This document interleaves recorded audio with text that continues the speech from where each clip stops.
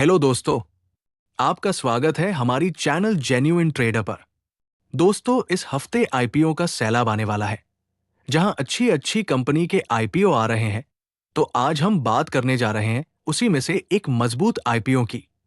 इस शेयर का फाइनेंशियल और फंडामेंटल्स शानदार है और इस आईपीओ को लेकर ग्रे मार्केट में भी अच्छा रिस्पॉन्स मिल रहा है। तो दोस्तों, हम यहां बात कर रहे हैं ट्रांसरेल लाइटिंग लिमिटेड आईपीओ की। ट्रांसरेल लाइटिंग लिमिटेड आईपीओ का ग्रे मार्केट प्रीमियम ₹186 पर है। इसका मतलब है कि आईपीओ प्राइस ₹432 और लेटेस्ट जीएमपी मिलाकर ये ₹618 पर लिस्ट हो सकता है। यानी कि पहले ही दिन निवेशकों को 40% तक का मुनाफा मिल सकता है। हालांकि ग्रे मार्केट के जीएमपी में उतार चढ़ाव देखने मिल सकते हैं और हमें सिर्फ ग्रे मार्केट का प्राइस देख के किसी भी आईपीओ में अप्लाई करने का डिसीजन नहीं लेना चाहिए। दोस्तों, आईपीओ के बारे में बात करने से पहले अगर आपने हमारा चैनल सब्सक्राइब नहीं किया तो कर लीजिए, क्योंकि हम यहां आपके लिए लाएंगे भविष्य में अच्छे दिखने वाले अलग अलग स्टॉक्स और आईपीओ की डिटेल्ड एनालिसिस। तो चलिए अब बात करते हैं ट्रांसरेल लाइटिंग लिमिटेड के आईपीओ की। आज हम बात करेंगे कंपनी के बैकग्राउंड के बारे में, आईपीओ की डिटेल्स, फाइनेंशियल और फंडामेंटल्स और अप्लाई करना चाहिए या अवॉइड। तो सबसे पहले बात करते हैं कंपनी के बैकग्राउंड के बारे में। क्या करती है कंपनी? ट्रांसरेल लाइटिंग लिमिटेड, जो 2008 में स्थापित हुई थी।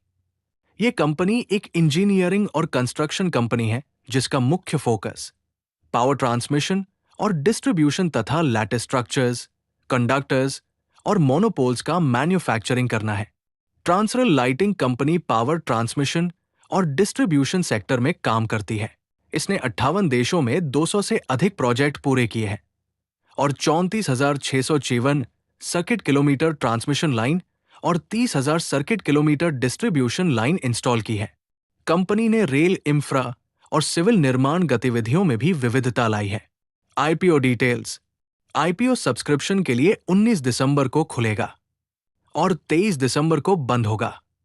शेयर अलॉटमेंट 24 दिसंबर को होंगे और अगर आपको अलॉटमेंट नहीं मिला है तो 26 दिसंबर को आपको रिफंड मिल जाएगा।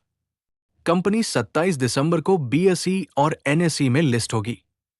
ये 838.91 करोड़ रुपए मूल्य वाले 1.94 करोड़ शेयरों का बुक बिल्ट इशू है, जिसमें 400 करोड़ का फ्रेश इशू है और 438.91 करोड़ का इश्यू ऑफर फॉर सेल के तहत आ रहा है। यानी प्रमोटर्स और शेयर होल्डर्स अपने शेयर्स बेच रहे हैं। यानी कंपनी को अपने बिजनेस के लिए सिर्फ 400 करोड़ मिलने वाले हैं और बाकी के पैसे प्रमोटर्स और शेयर होल्डर्स अपने शेयर्स बेच रहे हैं उनको मिलेंगे। ट्रांसरेल लाइटिंग लिमिटेड आईपीओ का प्राइस बैंड 410 से 432 रुपए प्रति शेयर है। अगर आपको इस आईपीओ में अप्लाई करना हो तो आपको इसके अपर बैंड 432 रुपए पर अप्लाई करना चाहिए, जिससे आपको अलॉटमेंट मिलने के चांसेस बढ़ जाए। इसका फेस वैल्यू ₹2 प्रति शेयर है। एक एप्लीकेशन के साथ मिनिमम लॉट साइज 34 शेयरों का है। रिटेल इन्वेस्टर्स के लिए मिनिमम निवेश राशि ₹14,688 है। फाइनेंशियल और फंडामेंटल्स। 31 मार्च 2023 से 31 मार्च 2024 को समाप्त होने वाले फाइनेंशियल वर्ष के बीच ट्रांसरेल लाइटिंग लिमिटेड के रेवेन्यू में 30.2% की वृद्धि हुई और प्रॉफिट आफ्टर टैक्स में 116.8% की वृद्धि हुई। मार्च 2022 में कंपनी का रेवेन्यू 2,357 करोड़ रुपए था, जो मार्च 2023 तक 3,172 करोड़ पहुंच गया और मार्च 2024 तक ये आंकड़ा 4,130 करोड़ हो गया है। रेवेन्यू में हर साल कंसिस्टेंटली बढ़ोतरी हो रही है। वही प्रॉफिट आफ्टर टैक्स, जो मार्च 2022 को 64 करोड़ का था, वो मार्च 2023 को 107.5 करोड़ हो गया और मार्च 2024 तक ये आंकड़ा 233 करोड़ रुपए हो गया है। यानी मार्च 2023 से लेकर मार्च 2024 तक प्रॉफिट डबल से भी ज्यादा हो गया है।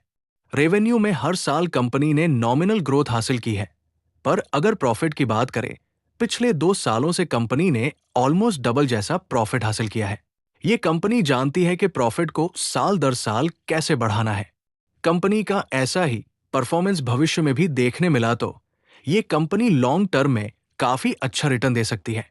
कंपनी के एसेट्स जो मार्च 2022 में 2,841 करोड़ थे, वो बढ़ के मार्च 2024 तक 4,620 करोड़ हो गए हैं। कंपनी के कर्ज की बात करें तो मार्च 2022 में कर्ज 469 करोड़ था, जो मार्च 2024 तक 619 करोड़ था। कंपनी के मजबूत फाइनेंशियल देखते कर्ज को लेकर ज्यादा टेंशन नहीं है।